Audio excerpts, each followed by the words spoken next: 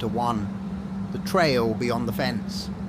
They say Disney is the happiest place on earth, but just beyond the carefully sculpted magic, where the monorail doesn't go and the music fades into chirping insects, something else waits. The Wilderness Lodge backs onto thick Florida woodland. Trails wind behind the cabins, quiet, secluded, peaceful. Most guests never walk them, but some do, like the Kramer family, who came for nature, not fireworks. Mark, Julia, and their daughter Lucy, staying in one of the Copper Creek cabins, away from the crowds. They arrived on a Monday. Mark wanted fish. Julia had her books. Lucy, 15 and always on her phone, just wanted Wi-Fi. The cabin had everything they needed, except curiosity. That came on day 2. There was a little path behind their cabin. No signage, just a break in the trees and a wooden fence with a rusty "Do Not Enter" nailed sideways to it. A cast member told Mark it was old maintenance access. Nothing back there but overgrown brush and mosquitoes. But Lucy had seen something. The night before, through the cabin's back window, she saw movement. Not wildlife.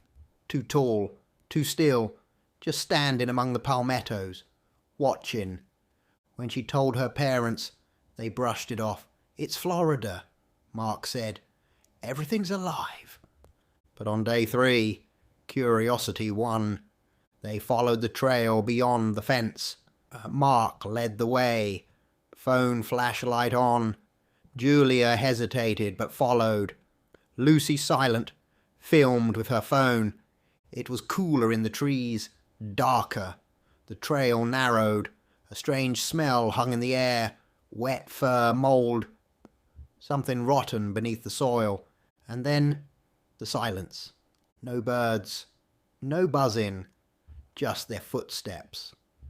"Let's head back," Julia said, already regretting the walk. Then they heard it.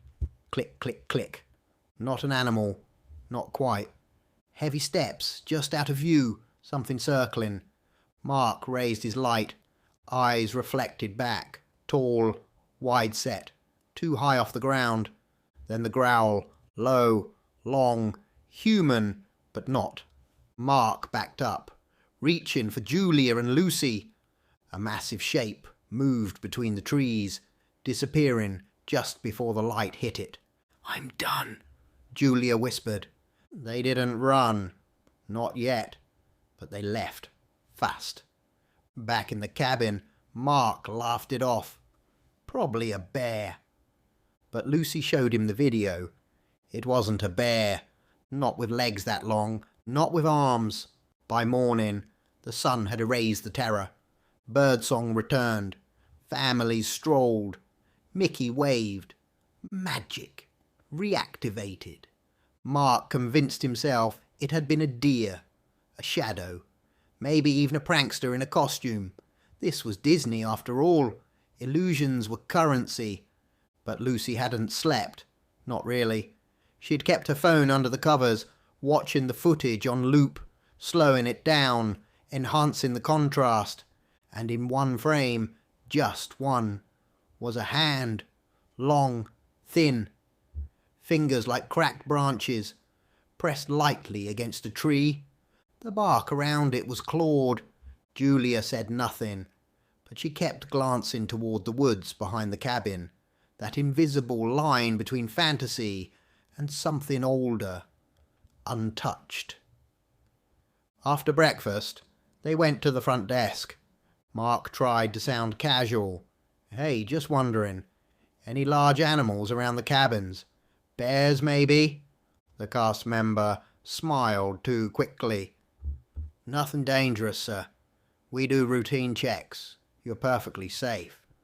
But then he appeared, not part of the front desk crew, not smiling, wearing a faded green vest, name tag unreadable. He leaned in, speaking low. "You saw something, didn't you?" Mark hesitated. "Why do you ask?"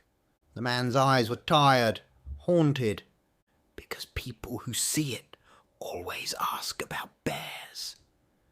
He slipped something into Mark's hand, a folded map, but it wasn't park issued, hand drawn, a circle marked just behind their cabin. Don't go back there, the man said. If it followed you, act normal. Don't run. Don't call for help.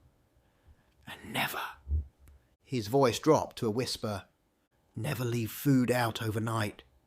Then he was gone. They looked around. No one saw him go. No one even seemed to notice he'd been there.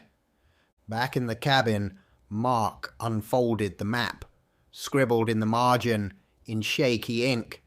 It doesn't live here. It waits here. Came through in 74. Still hungry.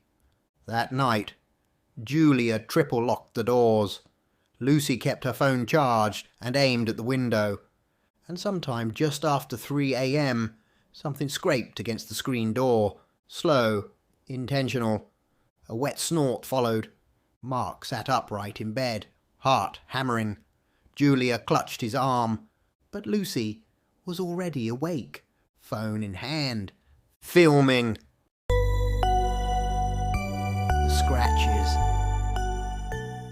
Some cabins at Disney come with a wilderness view, but no one tells you what watches back. The sun set fast that evening, faster than usual, like something wanted the dark. Inside the cabin, Mark paced. Julia drew the curtains tight. Lucy hadn't spoken much since the cast member in the green vest. She just kept her phone charged, watching the footage. That one frame, the hand on the tree haunted her, not because of what it was, but because the hand looked wet. It left a print. At 2:14 a.m, the knocking began. Not loud, just enough to wake you. A slow, deliberate knock against the sliding door, not on the glass, on the screen. Then again, knock, knock, knock. Mark turned on the lights. Julia grabbed Lucy, but there was nothing there. Not until Mark noticed the scratches. 3 of them, across the outside of the glass, long, clean, clawed, like someone, or something, had been testing the door. He opened it. Bad move. The air smelled, rank and sour, like blood and sewage. Julia screamed. Across the deck railing, deep gouges in the wood, fresh, wet bark splintered. Something had been climbing. Then the howl came. Not far, not deep in the woods, right behind the cabin, low at first, then rising into a choking, broken scream, somewhere between man and animal, like a voice that had forgotten what it used to be. Lucy cried, not out of fear, but recognition.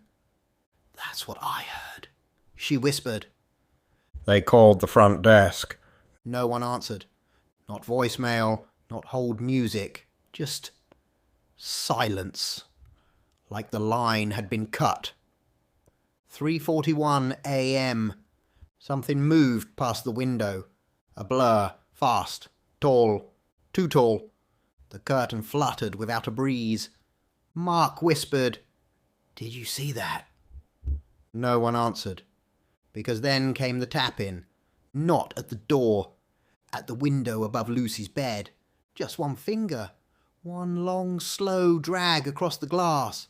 Scream.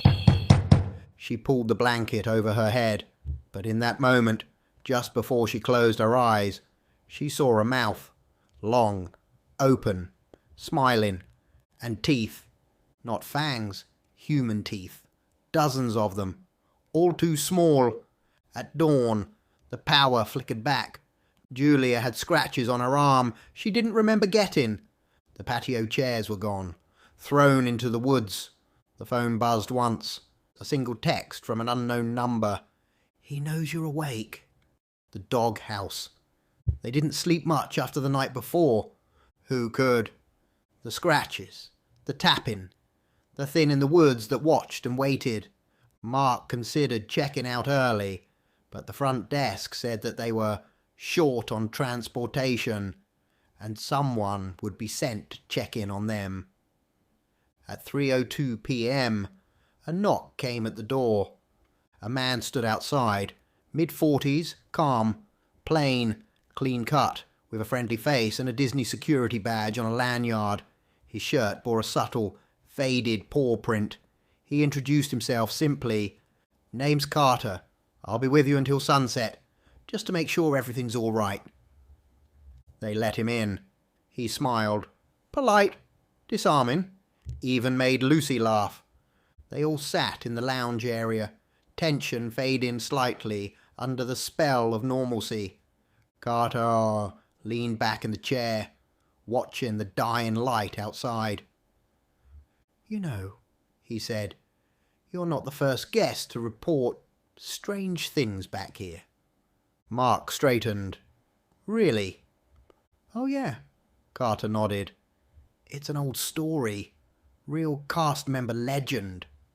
He looked out the window as if remembering. "They say a guy used to work here back in the late 90s. Real character actor. Wore a full fur suit. Ran around on all fours. Played one of the early Wilderness Lodge mascots. Some oversized friendly dog. Kids loved him. At first." He paused. "Then he started getting weird. Growling. Crawling out of the woods instead of showing up backstage. Said he wanted to be more authentic. One day, he bit a guest. Took a piece of the guy's arm." Julia gasped. "They fired him. Quietly. Never pressed charges. Just disappeared him. But the rumours never stopped. They say he never left. That he lived back here, out in the woods, still wearing the suit. Still waiting." He smiled again. Too long this time. "They say he hated it when people stayed in his cabin. Said it was his doghouse." They all laughed nervously. Mark checked the clock. 8:17 p.m. Darkness had settled again. Carter stood. "Well, looks like nothing to worry about tonight." Relief washed over them. He walked to the door, hand on the handle. "See?" he said cheerfully. "No monsters. Just a silly story." He twisted the lock and locked it from the inside. Then he turned around, still smiling. "But this is my cabin." His voice dropped an octave. "My doghouse." The lights flickered. Lucy backed into her mother. Carter began to shake. His body convulsed, bones stretching beneath the skin, joints cracking like breaking sticks. His jaw distended, mouth widening, teeth growing sharp and too many. Fur spread across his neck and hands. His eyes, those same amber eyes, glowed in the darkness. Mark lunged for the door, but it was too late. Carter was gone. Only the Dogman remained, massive, grinning. "I wore the suit to hide what I was," he growled. "But now, I don't need to hide." The family screamed, but screams don't travel far in the deep woods. Not past the moss, not past the pines, and not past the doghouse. They say cabin 43 is cursed. If you hear a knock at night, don't answer. He's not coming in. He's already home,